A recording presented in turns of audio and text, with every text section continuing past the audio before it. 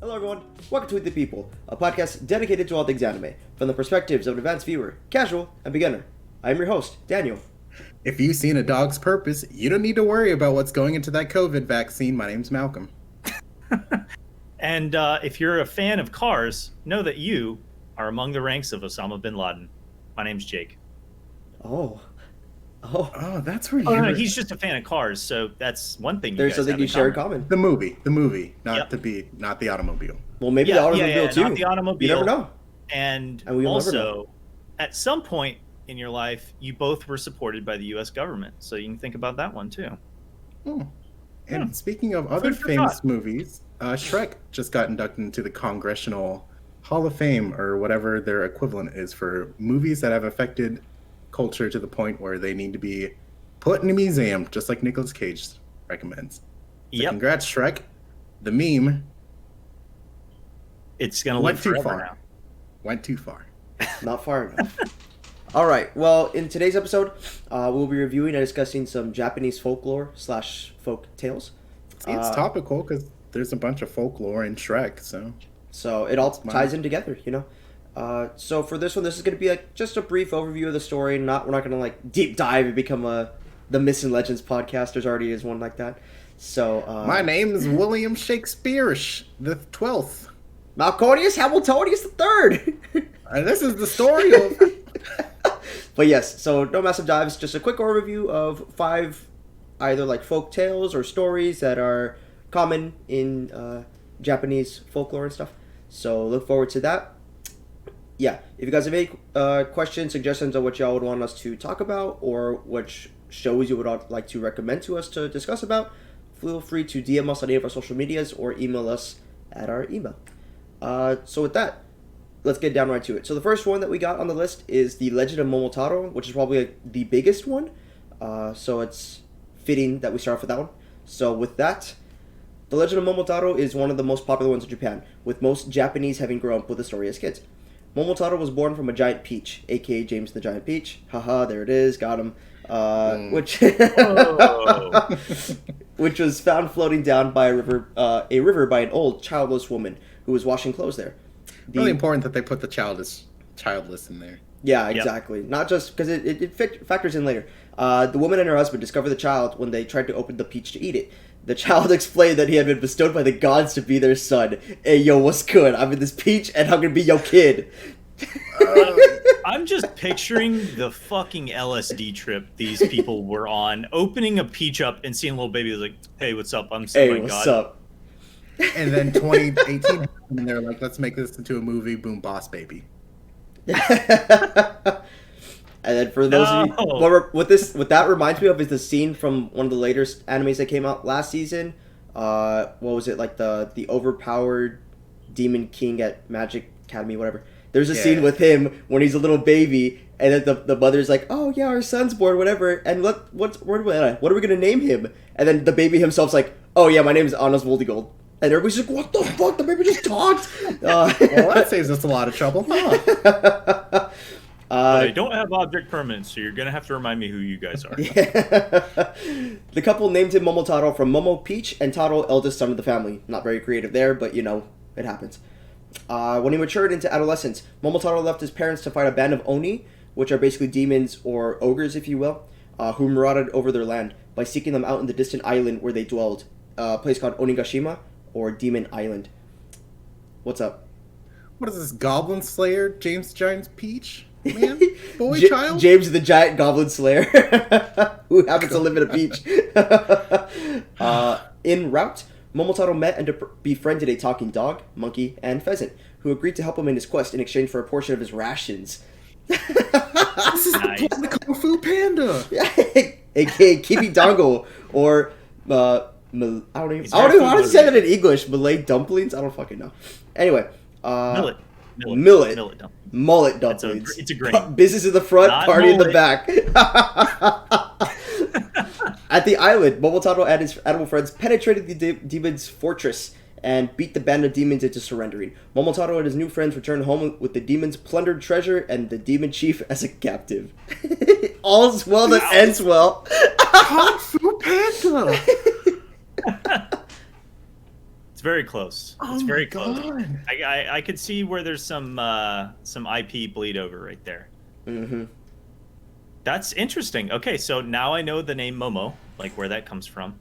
So And that's why he's a thinking flying Momo peach from in Avatar. Yeah. So. Yeah, the flying peach. Momo the flying peach. Oh my gosh. But yes. Okay.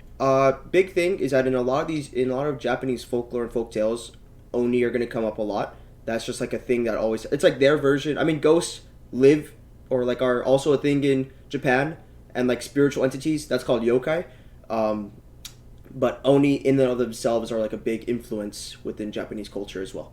So yeah, that term is probably going to come up multiple times in this episode and throughout. Are they more like demons or are they more like ogres? Because The those depiction- seem to be very different. The things to me. depictions, that's why there's two definitions, because the depictions can differ. For the most part, I see them mostly as like demons as like the more common portrayal, but I have Western sense. in the Western sense, but I've seen it Okay. as well where they're depicted more ogre-like. Okay, So. because I'm trying to distinguish that from like a Shinigami. Like a death god. Yeah, so like Yeah. I mean, and then that's just something else, so the depiction on that could Okay. be very varied. Very varied. Whatever. English. Yes. Sure. But yes. You know, it's like the difference between Shrek and an ogre from Lord of the Rings. Yeah. Honestly. They're both Oni. It's just how you perceive them.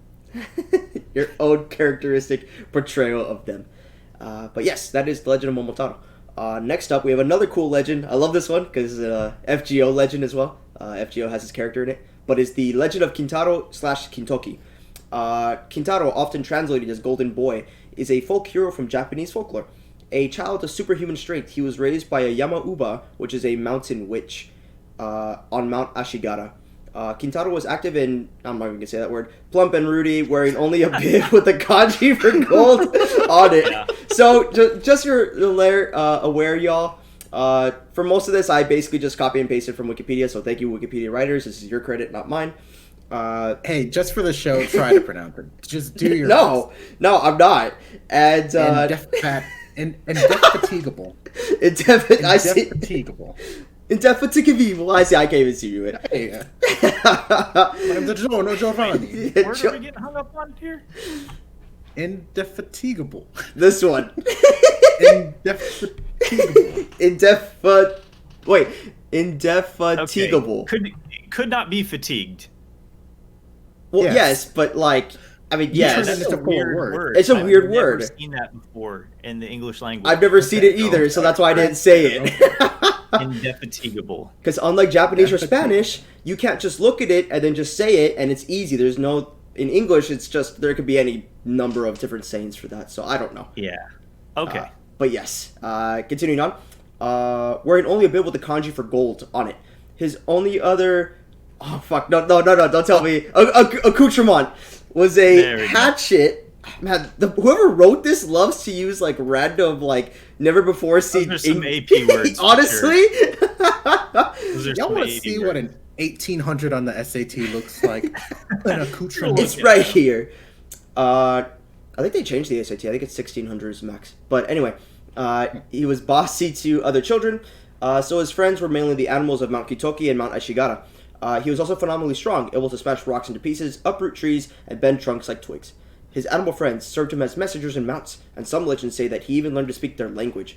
Several tales tell of Kintarou's adventures fighting monsters and Oni, once again, beating bears in sumo wrestling, and helping the local woodcutters fell trees. As an adult, Kintarou changed his name to Sakata no Kintoki. He met the samurai Minamoto no Yorimitsu, which is also another like name for that character is Minamoto no Raiko. So then Yorimitsu was impressed by Kintarou's enormous strength, so he took him as one of his personal retainers to live with him in Kyoto. Kintoki studied martial arts there and eventually became the chief of Yorimitsu's Shitenno, basically the four braves, renowned for his strength and martial prowess. He eventually went back for his mother and brought her to Kyoto as well. So yeah, A wholesome ending. yeah. So, and this is like the super summarized version, but Kintoki's legend is like super badass, and they go more in depth into it in FGO. This is basically an FGO podcast at this point. But Remind the fans what FGO stands for. FGO is Fate Grand Grand Order. Order? Yes. I got it. He remembered because I He's bring it learning. up. He's evolving. I bring it up so Guys. much. Oh God, he's learning. He's learning. Jake's entering the Can Stone unplug Age. him. Yeah, Jake's entering the Stone Age. I hate you. Malcolm, please tell the Yeah. audience where that reference comes from. I don't remember how long ago it was, maybe a month or so, but there was an article about, I guess some researchers saw that chimps were slowly entering the Stone Age, and they're like, oh my God, here comes the Planet of the Apes. And now Jake is becoming one of those. Apes together strong. Apes together, strong. I have not seen that movie, and I can't believe I nailed that phrase in one. There You got you it. go. You got it in one. And one. Ape So- strong. It sounds like this legend was, to me, it sounds like a kid version of Paul Bunyan, just doing some really enormous feats of strength, and it's got some cool creature friends. Yeah. And then just good. Yeah. doesn't seem So I'm trying to find the hero's journey here, and I'm not seeing it. So once again, this is very summarized, and there's some parts I left out. Like Kintoki goes to Mount Oe, I think is pronounced, and he goes and fights an Oni by the name of Shuden Doji, and that's like another big thing. And when he captures Shuden Doji, that's when he really gets Yorimitsu's attention. He's like, oh shit, this guy caught like this big time Oni that people have been looking for, trying to capture and kill. So that's why after he did that, then he impressed Yorimitsu so much. He's like, hey, become one of my braves or whatever. Okay, badass. So that's how that turned out. But yeah, Kintoki's legend is super badass, and yeah, that's that. I'm trying to think of anything else that comes up later. Yeah, I know Mount Ashigara, Mount Oe, and then where is it? Onigashima. Those come up a lot in folktales as well for like demon stuff. So for Oni stuff. What do those mountains do to deserve that title? We Man. don't really know. We are prejudiced against inanimate objects. Da-da-bum-bum. But yes, those are the Legend of Momotarou and the Legend of Kintoki. And with that, take it away, Malcolm. My turn to prove how my reading level is at a 4th grade. This next story is titled The Crab and the Monkey. And I've heard this story before, but I cannot, for the life of me, pinpoint which anime talks about it. But there is one discrete anime that does. But the story of The Crab and the Monkey is, while out walking, the There crab it is. finds a rice ball. I know, couldn't even make it past the first sentence. So crab finds a rice ball, right? And a sly monkey persuades the crab to trade the rice ball for a persimmon seed. Is that right? Yep, persimmon. Persimmon seed. Persimmon crab- seed. Persimmon monkey. Anyway, the crab is at first upset, but when she plants and tends to the seed, a tree grows that supplies abundant fruit. The monkey agrees to climb the tree to pick the fruit for the crab, but gorges himself on the fruit rather than sharing it with the crab. When the crab protests, the monkey hurls hard, unripe fruit at her. The shock of being attacked caused the crab to end up giving birth just before she dies. Whoa! Yes. They left that out of the anime. What? That's What? wild. That's You get shocked That into is giving birth. Oh! You make me sight read a miscarriage story, Daniel? no. She gives birth before she dies. It's like reverse. She dies, and the Oh. baby is born. You, All dude, right, you the make me crab's sight on- read a. Read the next paragraph. It says, Okay, the okay. crab's offspring sees revenge on the monkey. Malcolm. Crab's, Electric crab's Boogaloo. offspring seeks revenge on the monkey with the help of several allies: a chestnut, a cow dung, a bee, and an usu, otherwise known as a large heavy mortar. Mortar. They go to the monkey's house. Morty. The chestnut hides himself on the monkey's hearth, the bee in the water pail, the cow dung on the floor, and the usu on the roof. When the monkey returns home, he tries to warm himself on the hearth, but the chestnut strikes the monkey so that he burns himself. When the monkey tries to cool himself from the burn at the water bucket, the bee stings him. He tries to run out of the house, but the cow dung makes him slip, and the usu falls from the roof, killing the monkey by crushing his heart, causing him to bleed out and die. The end. Holy shit. And they all died. I know I said I wouldn't cuss again, but God, this story is a lot more tragic than I remember. Yeah, Yeah. man. Oh my God. And to like temper expectations about folklore and stories like this, we have to remember that European fairy tales that have been Disneyfied are actually pretty messed up as well. Yeah, They're yeah. absolutely terrifying stories. If you haven't like seen Snow White and Rapunzel and Cinderella and all those, like the original stories were not very good. They were bad. So it seems like every culture gets a thrill out of terrifying little kids with horrifying imagery. And that's just the way the world works, baby. See, but what I don't understand is like the crab's offspring had a reason to kill this monkey, but the chestnut, cow dung, bee, and usu, they were just like, you know what? I've always wanted to kill something. Always wanted to murder something. Yeah. And they're like, let's do it. I mean, he goes and he tells him, like, hey, this guy's all messed up in the head. He killed my mom. Hey, look. And then they're like, hey, yo, let's go mess this guy up. Hey, you know what? I ride or die for this crab offspring. Exactly. So, yes. So That's lesson the story. learned. Lesson learned, guys. Don't cause forced miscarriages. It's not a miscarriage. You guys keep fucking this up. What is it called? Childbirth. Death by childbirth. Death by childbirth? Matricide? There's a word. Premature birth, thus leading to death. Okay, this isn't the title of a Fall Out Boy song. This is the title of our new anime. We could Thanks for the memories. Thanks for the minutes, even if they weren't so great. No, but it's an interesting story. I guess the moral is that like stuff will always come back to you if you're a bad person. Like karma. This is the most extreme version of karma I've ever read in my life. Yeah, and it's very intricate plan. Like, what if he burned himself and instead of cooling himself off with water, he's like, I'm gonna go get a salve, or like, there's. Yeah, this was like a Rube Goldberg. Yeah, this is a Rube Goldberg death. Yeah. Very, very intricate death. I'm glad it worked out for the crab because that is mean to do, and impressed that the crab entered the agricultural era. Just unfortunate that she did not seize her food supplies before the monkey took advantage of it. Yep. Tale as old as time. Colonialism. Moving on to story number 4, Hanasaka Ji-san, Yes. or Flower Blooming Old Man. This story revolves around an old childless couple who love their dog. One day, this childless thing is gonna... It's a very common theme. It's a very common trope in... One day, the dog dug in the garden, and they found a box of gold coins there. A neighbor thought the dog must have the ability to find treasure, and managed to borrow the dog. I don't know how you borrow the dog. Manage to borrow. That's kidnapping. When the dog dug in his garden, there were only bones, so he killed the dog in rage. What the hell, Daniel? I didn't write these stories. He told the couple that the dog had just dropped dead, coincidentally, and they grieved and buried it under the fig tree where they had found the treasure. One night, the dog's master dreamed that the dog told him to chop down the tree and make a mortar of it. He told his wife, who said they must do as the dog asked. As her dog overlord says. No question. When they did, the rice put into the mortar turned into gold. The neighbor borrowed it, but the rice turned into a foul-smelling berries, and he and his wife smashed and burned the mortar. That night, in a dream, the dog told his master to take the ashes and sprinkle them on a certain cherry tree.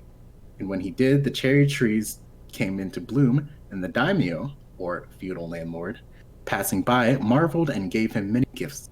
The neighbor tried to do the same, but the ashes blew in the daimyo's face, so he threw him into prison, where he was let out. When he was let out, his village would not let him live there anymore, and he could not, with his wicked ways, find a new home. The There end. you go. Throughout history, everyone's had shitty neighbors. Yeah. And I guess you can only old yeller a dog that you own. Yep. Don't borrow your Yeah, neighbor's don't borrow a dog. neighbor's dog and do that. That's messed The up. lesson I learned from this Borrow is a just neighbor's dog. don't lend stuff to your neighbors. Honestly. I think they That you kidnapped want them. to have back. Oh, Like yeah, that's cup true. of sugar. Yeah, don't borrow it. Just have it, please. I don't want it back. Yeah, you're not getting that Tupperware back. No, I'm not getting that Tupperware Never. back. That's why you bring burner Tupperware every Yeah. party you go to. Just don't. Don't do it. Don't do it. That's a wild story. Yep. Yeah, got any more like things that die? Daniel, you want to Just throw wait some more for in it. there? I got my story. Wait Oh, that's for true. the next story. Courage the Cowardly Dog turned bad. Right, so the next story is Chitakiri Suzumi, or the Tongue-Cut Sparrow. So basically, there was a poor woodcutter and his wife. Once upon a time, there lived a poor woodcutter and his wife, and they earned their living by cutting wood and fishing. It is very unclear if they have a child or they don't have a child. I was about but to I'm gonna say, they assume didn't specifically say. No? They don't say childish. Maybe their kids have gone off to feudal Empty nesters. college. Empty nesters. Okay. They're empty nesters now. The old man was honest and kind, but his wife was arrogant and greedy. And, apparently they still are together for some unknowing reason. One morning, It's the man kids. went... it was the It kids. was the kids. One morning, the man went into the mountains and cut timber, and he saw an injured sparrow crying for help. And so he felt sorry and took the sparrow back to his house to feed it some rice and help it recover. His wife was greedy and rude and was annoyed that they would waste all that food on a small and insignificant thing like a sparrow. The old man continued caring for the bird, however. And one day he went back out to the mountains and left the bird in the care of the old woman. She had no intention of feeding it, and after her husband left, she went out fishing. While she was Peace. gone, what? Peace. Oh yeah, I'm gonna go to Walmart. Getting some more tilapia. So she went out fishing. While she was gone, the sparrow's like, well, I didn't get any food. So he went into some starch that was left out and ate all of it. He's like, And I don't know about you, but when I eat a lot of starch, I get sleepy. Can birds even like digest I starch? thought they I don't feel like- do well. I feel like they can't, but I'm not a what is it? An think that's oncologist? Is that what the Might just ornithologist? be ducks. What's the word for? Wait, I think I'm using all the wrong terminology here. No, I think it's an O. It's an O one. Obstrutologist. oh shoot. Not an I orthodontist. know because they joke about it in Family Guy. Oh yeah, uh, that's where you get your knowledge from, Jake. Well, it's part of the bird song. Is it He an does the little bird ornithologist? song. He's like, Oh, that's true. yeah, and it's Right. definitely not an oncologist, which is a doctor that specializes in treating cancer. Yeah, that I knew. So that's why I said no. Okay, not that one, but an Okay. ornithologist. Still a good doctor, but Yes, I mean you still know stuff, right? Ornithological. Ornithological. Yeah, that's ornithologist. the root word. Right. Ornithologist. Yeah. No. Okay. Jake doesn't believe me, so it's whatever. yeah. Welcome I'm to Googling Wikipedia of the people. Yeah, dude. Yeah, ornithologist. Ornithologist. Yep. Ornithologist. Here- Ornithologist. Yep. Oni-chanologist. Oni-chan. Study of brothers. Oni-chan childless thologist. Okay. So, anyways, the sparrow got into some starch and ate all of it. The old lady came back to the house and was super angry and did the very rational, responsible thing, like cutting out the bird's tongue and sending it flying back to the mountains where it came. The old man went searching for the bird and, with help of other sparrows, found its way to a bamboo grove where the sparrow's house was located. Multitude of sparrows greeted him and led him to his Homeowners friend. Association. What? Yeah, the Sparrow Homeowner Association was like, "Welcome, brother. Here's a gift Welcome, basket." brother. Make sure your grass Would you is like no to sign up much for more our than an timeshare? inch long. That your lawn is looking pretty high, brother. Yeah, they have pretty steep HOA fees. Hey, is that a Christmas ornament before December 5th? I'm gonna have to find you, pal. Gonna have to find you This is not a couple bags of starch. Yeah, and so the others, they led him to his friend, and the others brought him some food and sang and danced for him. So because he cared, they treated him well. And when he was leaving, he was given a choice of a large basket or a small basket being a present. He's an older guy, and he was like, I don't want to carry this large basket down the hill, so he chose the small basket, which he would assume would be easier to carry back. So when he got home, he opened the basket and discovered there was a large amount of treasure just in the basket. A lot of a lot of money. And so the wife learns about that there existed a larger basket, and she's like, well, I want that. And so she ran back to the sparrow's place, hoping to get some more treasure herself. She chooses the large basket, and was warned not to open it before she got home. But she was so greedy and so impatient that she opens the basket, and it turns out that the box was full of deadly snakes and other monsters, and it startled her so much that she fell off the mountain.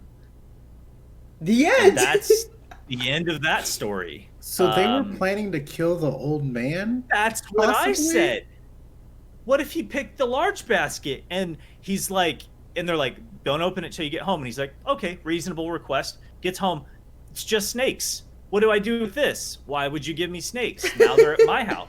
You know, I've always wanted a new pair of boots. I guess I'll have to work for Is it. it like Schrodinger's snakes? Like, Basically, if you check on it, it could be snakes or treasure, but you're never sure until you're you never open sure Or until it's like- you actually get to the destination. Orpheus's gift basket, where if you look Like at it Eurydice. before, yeah, Yeah, Eurydice. you look in and you look back, and it's just snakes. it's snakes. It's always snakes. It's always snakes on a plane. So, yeah. Yeah, I don't know what the moral is there, other than like, Don't be a shitty person. yeah, don't be a shitty person. I mean, that's the moral of all these stories, right? It's like, hey, if you do something bad, you'll die. There you go. And all the the homeowners bears have the- association will come after you. Yeah, they have the homeowners ability association to they will go after you. create a society in which sparrows can look after each other and enforce obscene laws. I really appreciate, Daniel, that we got to experience this, just like different folklores from other cultures, to where it's like there's always some like moral like weigh in on the story, but the story doesn't make sense on its face, and it's just crazy. And I love that every culture has that. Yep. It's great. It's nice. It's a nice little touch, and it's nice getting to see some of these stories, like animated or at least mentioned in anime or manga or what have you. So, like, I learned of Momotarou, Kintoki. Like Malcolm said, I don't know where the Crab and the Monkey. I've heard of it too, and I just don't remember where it's from. But I've heard those three, and I feel like I've heard of the Flower Blooming Old Man. The only one I didn't know was the Cut Sparrow. But the other four I've like heard of in some way, shape, or form. So yeah, get into like talk about them, review them, discuss them, whatever. Like Jake said, it's really cool. So yeah, that was once again Momotarou, Kintoki, Crown of the Monkey, Flower Blooming Old Man, and the Cut Sparrow. But yeah, anything guys y'all would want to add before we wrap it up? I think I'm going to write my own folklore, and it's not going to make a lick of sense, but I'm going to have one tiny little moral thing, like, hey, maybe put the cat back on the toothpaste dispenser. No biggie. That's Or probably you it. die. Oh god. Or you die Yeah. because you're a bad Or person. the great-great-great-great-grandson of Mr. Colgate is going to murder you with 8 of his friends. And with that, we would like to thank Joe Kintarou for the use of his music TM, copyright. in our podcast. The intro is Dreams and the outro is Lowrider. Link to his contact info will be in our show notes. If you enjoy this to us, please make sure to rate us on iTunes, Spotify, Google Play, or wherever you listen to podcasts. If video format is more of your thing, then make sure to check out and subscribe to our YouTube channel, Weeb, the People Podcast. Check out our website, weebthepeople.com. Make sure to follow our Twitter handle, @Weeb_the_people. Facebook page, Weeb the People, and Anime Podcast. And finally, our Instagram, Weeb the People Podcast. And if you guys have any questions whatsoever, feel free to either DM us on any of those social medias or email us at weebthepeoplepodcast@gmail.com. Thank you guys so much for listening. I'm your host, Daniel. Joe Biden is going to win this election more times than GTA 5 has been revived on. It's Malcolm Hamilton. All right. And that 10th dentist that didn't recommend Colgate did die of snakes. So just keeping aware of that. My name's Jake. This has been Weeb the People, and have a great week.